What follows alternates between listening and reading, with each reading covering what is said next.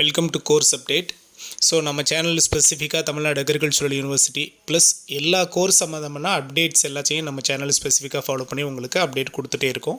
So நியூவாக open பண்ணியிருக்க channel, உங்களோட லவ் அண்ட் சப்போர்ட் எல்லாமே ரொம்ப இம்பார்ட்டன்ட். தவறாமல் வீடியோ பார்க்குற எல்லாருமே உங்களோட சப்ஸ்கிரிப்ஷனை கொடுங்க, வீடியோ ஃபுல்ஃபில்லாக பாருங்கள், சரிங்களா? கோர்ஸ் சம்மந்தமான நிறைய எஜுகேஷனல் அப்டேட் நம்ம சேனல் கொடுத்துட்டே இருக்கோம், ஓகேவா? இப்போது தமிழ்நாடு அக்ரிகல்ச்சரல் யூனிவர்சிட்டியில் கவுன்சிலிங் ப்ராசஸில் வாட் நெக்ஸ்ட், அடுத்து என்ன தான் நடக்க போகுது அப்படின்னு பார்த்தீங்க அப்படின்னா, ஜென்ரல் கவுன்சிலிங் நமக்கு நடக்க போகுது. கிளியராக தெரியும், எல்லாருமே வெயிட் பண்ணுற ஒரு பெரிய கவுன்சிலிங் ஷெட்யூல் அப்படின்னு பார்த்தா நமக்கு ஜென்ரல் கவுன்சிலிங் தான். ஏன்னா இது வரைக்குமே நம்ம கண்டக்ட் பண்ணது எல்லாருமே ஸ்பெஷல் ரிசர்வேஷன் கேட்டகரியில் இருக்கிறவங்களுக்கு மட்டும்தான் கண்டக்ட் பண்ணி முடிச்சிருக்காங்க. அப்படிங்கிறப்போ ஸோ நமக்கு ஓவராலாக இருக்கிற அக்ரி சீட்ஸில் ஸ்பெஷல் ரிசர்வேஷனு, அதே மாதிரி என்ஆர்ஐ கோட்டா, இண்டஸ்ட்ரியல் கோட்டா, அதே மாதிரி அந்தமான் நிக்கோபார், ஸோ இதை தாண்டி ஆல் இண்டியா சீட்ஸ் எல்லாமே போக ரிமைனிங் சீட்ஸுக்கு தான் நமக்கு ஜென்ரல் கவுன்சிலிங்கை கண்டக்ட் பண்ணுறாங்க. அப்படிங்கிறப்போ இதெல்லாம் தாண்டி நமக்கு சீட்ஸுங்கிறது அக்ரிக்கு மட்டும்னு பார்க்குறப்போ கொஞ்சம் கம்மியாக தான் இருக்குது, சரிங்களா? இதுலேயே உங்களுக்கு ஹார்டிகல்ச்சர் வந்துடுது, செரிகல்ச்சர் வந்துடுது, இதிலே பிடெக் ப்ரோக்ராம்ஸ் வந்துடுது. ஸோ இதெல்லாம் தாண்டி தான் உங்களுக்கு அக்ரிக்கான சீட்ஸ். எல்லாருமே அக்ரியை மட்டும் கோல் பண்ணி நீங்கள் இருக்கீங்க. ஸோ உங்களுக்கான சாய்ஸ் ஃபில்லிங்கில் நீங்கள் அதர் கோர்ஸஸும் கண்டிப்பாக கொடுக்கறதுக்கான சான்சஸ் இருக்குது. நீங்கள் ஜென்ரல் கவுன்சிலிங்கில் சாய்ஸ் ஃபில்லிங்கை மாற்றலாம். ஸோ எல்லா கோர்ஸுக்கும் ப்ரிஃபரன்ஸ் கொடுங்க. டிஎன்ஏயூவில் நீங்கள் படிக்கிற எல்லா கோர்ஸுக்குமே வேல்யூ தான், எந்த கோர்ஸுக்கும் வேல்யூ இல்லை அப்படிங்கிறது கிடையாது. ஸோ நீங்கள் அதை பற்றி ஒரி பண்ண வேண்டாம்.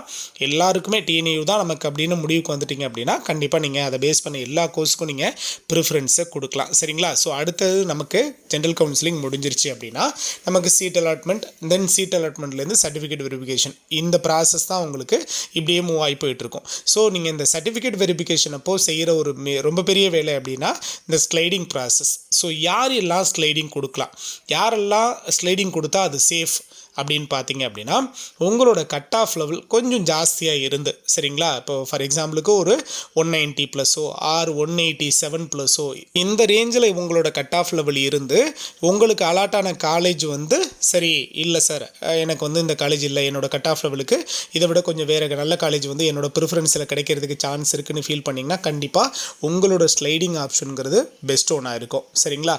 இதை விட கட் ஆஃப் லெவல் கம்மியாக இருக்கிறவங்க கவர்மெண்ட் காலேஜுக்குள்ளே போகணும்னு ஆசைப்படுறவங்களுக்கு, ஸோ இதை விட கட் ஆஃப் லெவல் கம்மியாக இருக்கிறவங்களுக்கு கண்டிப்பாக ஸ்லைடிங் சேஃப் கிடையாது. உங்களுக்கு அலாட்டான காலேஜை நீங்கள் மேக்ஸிமம் மெயின்டைன் பண்ணுறது நல்லது, சரிங்களா? கொஞ்சம் கட் ஆஃப் லெவல் ஹையாக வச்சுருக்கிறவங்க ஸ்லைடிங் சேஃப். உங்களுக்கு ஒரு நல்ல காலேஜ், கவர்மெண்ட் காலேஜ் அலாட் ஆகிருக்கும். கண்டிப்பாக இதுக்கு மேலே இருக்கிற உங்களோட அப்வர்ட் மூமெண்ட்டில் வேறு ஏதாவது நல்ல காலேஜ் அலாட் ஆகிறதுக்கு சான்சஸ் இருக்குது. நிறைய பேர் கேட்ட கேள்வி, சார் இன்கேஸ் வந்து எனக்கு என்னோடய அப்வர்ட் மூமெண்ட்டில் வேறு எந்த காலேஜுமே இல்லை, வேக்கண்டே இல்லை அப்படின்னா எனக்கு அலாட்டான சீட்டே வந்து வந்துருமா சார் அப்படின்னு கேட்டிருந்தீங்க. கண்டிப்பாக உங்களோட இப்போ கேம்பஸ் ப்ரிஃபரன்ஸில் செக் பண்ணி பார்ப்பாங்க. ஸ்லைடிங் கொடுத்ததுக்கப்புறம் வேறு எந்த காலேஜ்லையும் வேக்கண்ட் இருந்தால் நீங்கள் மூவ் ஆவீங்க, சரியா? அப்படி வேக்கண்ட் இல்லைங்கிறப்போ உங்களுக்கு ஆல்ரெடி அலாட்டான சீட் அப்படியே தான் இருக்கும். வேக்கண்ட் இருந்து ஒரு தடவை அகைன் சீட் அலாட்மெண்ட் வேறு ஒரு காலேஜுக்கு வந்துருச்சுன்னா அந்த சீட் அலாட்மெண்ட் தான் போக முடியும், ஆல்ரெடி உங்களுக்கு அலாட்டான காலேஜுக்கு திரும்ப போக முடியாது, சரிங்களா? ஸோ ஸ்லைடிங்கோட என் ப்ராசஸ் வரைக்கும் இந்த ப்ராசஸ் மூவ் ஆகி போயிட்டே இருக்கும். உங்களுக்கு கிடைக்கிற இந்த சீட்டை தான் நீங்கள் அக்செப்ட் பண்ணிக்கணும். நீங்கள் ப்ரிஃபரன்ஸில் இன்கேஸ் வந்து 7th பிளேஸில் அக்ரி கொடுத்து 6th பிளேஸில் ஹார்டிகல்ச்சர் கொடுத்துருந்து இப்போ உங்களுக்கு அலாட் ஆகிருக்கிற 7th பிளேஸோட அக்ரிகல்ச்சரல் சீட்டுக்கு நீங்கள் ஸ்லைடிங் கொடுத்துட்டு வந்தால் 6th பிளேஸில் ஹார்டி கூட கிடைக்கிறதுக்கு சான்சஸ் இருக்குது. ஸோ சாய்ஸ் ஃபில்லிங்கில் கொஞ்சம் கேர்ஃபுல்லாக இருங்க. இந்த கட் ஆஃப் ரேஞ்சில் இருக்கிறவங்க மட்டும் ஸ்லைடிங்க்கு கவர்மெண்ட் காலேஜுக்கு, சரியா?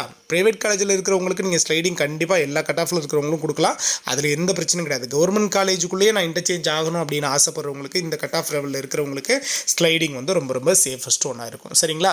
இது கீழே இருக்கிறவங்களுக்கு கண்டிப்பாக நமக்கு ப்ரைவேட் காலேஜ் தான் அந்த அளவுக்கு அலர்ட் ஆகிறதுக்கு சான்சஸ் இருக்குது, அஃபிலியேட்டட் காலேஜ். ஸோ அந்த பிளேஸில் நீங்கள் ஸ்லைடிங் கொடுக்கறதுனால மேக்ஸிமம் உங்களுக்கு ப்ரைவேட் காலேஜில் தான் அலாட்மெண்ட் ஆகும், ஓகேவா? ஸோ இன்னும் அப்டேட் கண்டினியூஸாக கொடுப்போம். மறக்காமல் சேனலை சப்ஸ்கிரைப் பண்ணி பக்கத்தில் இருக்க ஆல் நோட்டிஃபிகேஷனை செலக்ட் பண்ணிக்கோங்க.